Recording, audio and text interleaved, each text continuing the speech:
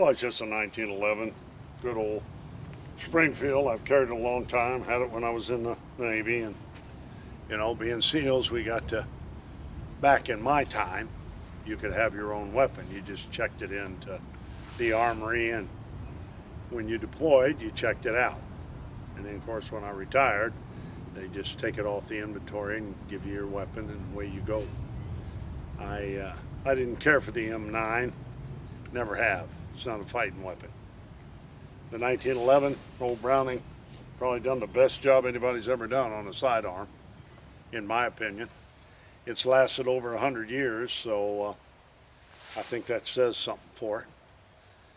But just stopped by. I was coming by here to see my buddy Don and see what's going on, and he's kind of shook me down and wants me to get out here and get on the camera.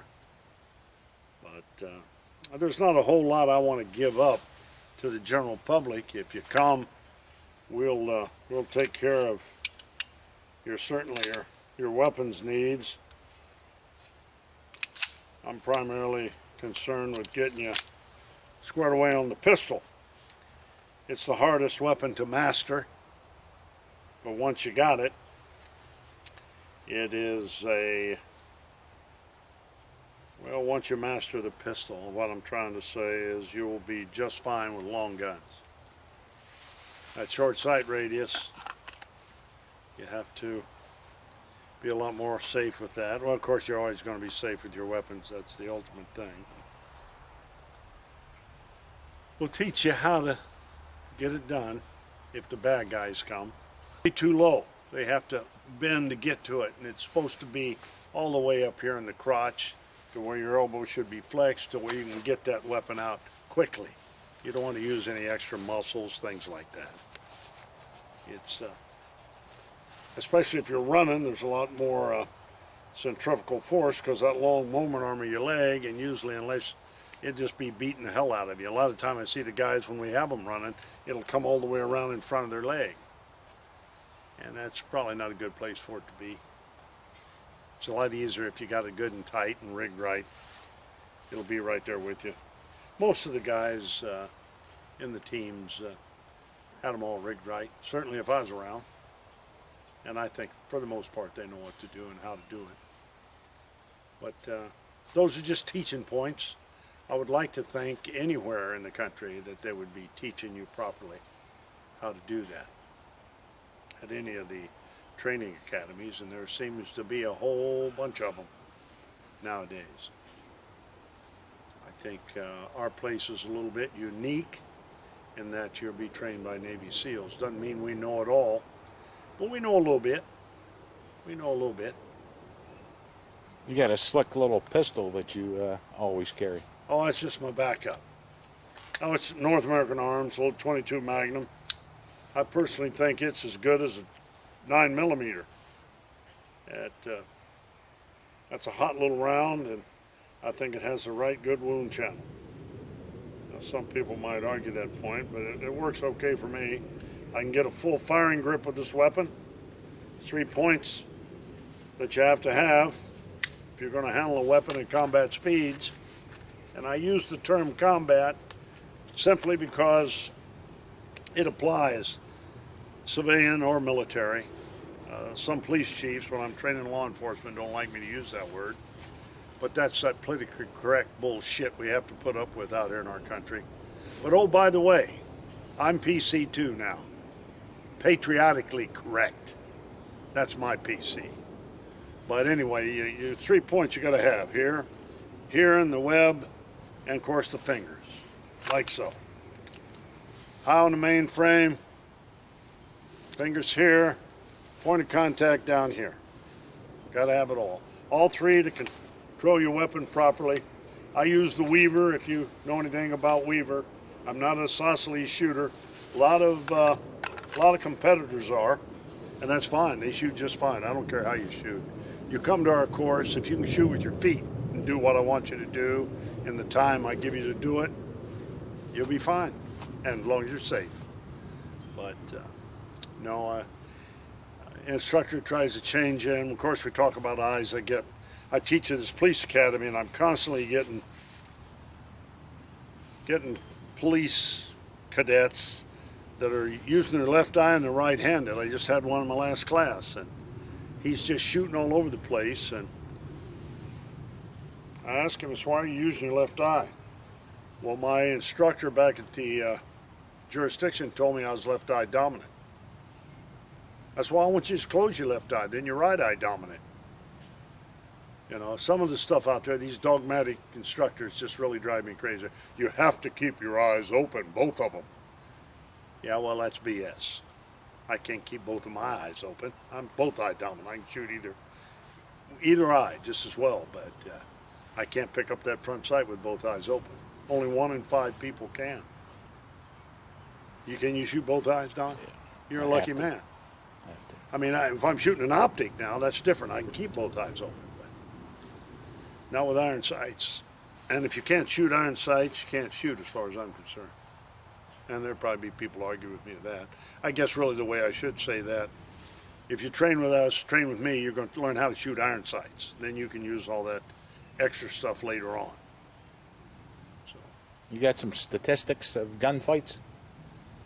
well, in law enforcement, which applies to civilian world too, 50% of all fights are going to be within arm's reach. 93% will be within 21 feet. So, you know, you don't have to be a sniper. You need to know how to run this baby right here, and you'll do just fine. Just fine. You got about a second and a half to make the deadly force decision, and then during that second and a half, you're making the deadly force decision. You're going to have to get it out and get 2 headed down range. So that's what you need to do. Takes a lot of practice. Habituation of behavior, usually on a complex motor skill, takes about 3,000 to 5,000 repetitions. So you come here, you'll probably get 400 to 600 in phase 1, another 400 to 600 in phase 2. That's in a 3-day thing, 3-day training period, and then we'll get you on your way. We'll show you how to do it. Then it's up to you to do your dry practice and get it done. If you're going to pay this kind of money to come for this type of training, I can't imagine you'd go home and stop. Trigger control is a very perishable skill. If you haven't habituated, it comes back pretty quick if you've got enough trigger time and got all those synapses connected up here in your mainspring housing group. You should be okay. But it's a ugly world out there, and if you want to live in it, you probably ought to be prepared, especially if you live in a metropolitan area. That's where all the squirrels are, and why would they go there? Target-rich environment. A lot of toe lookers there. People walk around looking down at the ground all the time. They're not aware of their environment, and they're not prepared to handle it when the bad guys come. So we'll teach you about all that, how to do that, how to think. And I'm an old Jeff Cooper fan. Jeff Cooper trained me years ago. I didn't learn how to shoot in the SEAL teams. I learned at Gunfight under Colonel Cooper. And that's all I teach, all I know. I've been accused of teaching other stuff and all this and that, but that's more bullshit. I remember you said something interesting about testifying officer-involved shootings, about you being so focused on the front sight that. You elaborate on that? Well, having been shot and been in the gunfight or two, you hear a lot of people talk about, well, another thing about the eyes, keep the eyes open, peripheral vision. There is no peripheral vision. When there's somebody right there trying to kill you, that's all you're going to see. Yeah, I don't care if you have 10 eyes, it closes right in right there. Then when it's over and you're looking for somebody else to shoot, it'll open back up for you. But once you're on the front sight too, that's everything out there should be a blur. And a lot of times people get shot in the side because when you shoot at them, they're going to try to turn. Usually the bad guy, if he's not trained, and most of them aren't very well trained, the officer would have no idea what position he'd be in if he's on that front sight. That individual, that silhouette's a blur. So if he's turned around, you'd still see the silhouette there of the guy, and you might actually shoot the guy in the back in a high adrenaline flow, high stress situation. Because you're talking front sight focus. Front sight. There's one fundamental in shooting. Front sight focus. That's my opinion anyway. Can you explain it? That's what the colonel always taught. Front sight focus. One fundamental. Don't get involved in all the other minutia. And then, of course, the surprise break compressed to a surprise break. But that just takes trigger time. You can work that out with your finger. What is front sight focus? What is it? Well, front sight focus is that sight right now is in perfect focus for me. Everything else behind that is a blur. You know, it's just a blur. Yeah, I got a good front sight focus. Now, if I want a really crisp one, being as I wear glasses, I'll just turn it upside down, my glasses, look through my bifocal, and now that is as crisp as you can get it right there. And everything else is definitely a blur now. I couldn't define anything beyond my front sight. Then, of course, just press the trigger. Good trigger control. That's manipulation of the trigger without moving the front sight. If the front sight moves, normally if you're right-handed, you've probably anticipated recoil, made the gun go off, press the trigger, milk the stock, one of those. And if you're right-handed, it's going to be down in Baja. If you're left-handed, it's going to be down Key West. So that's the way it works. That's just a few fundamentals. I mean, you're the guy asking the questions. I'm trying to answer them best I can based on my training. I am just a compilation of everybody that has trained me.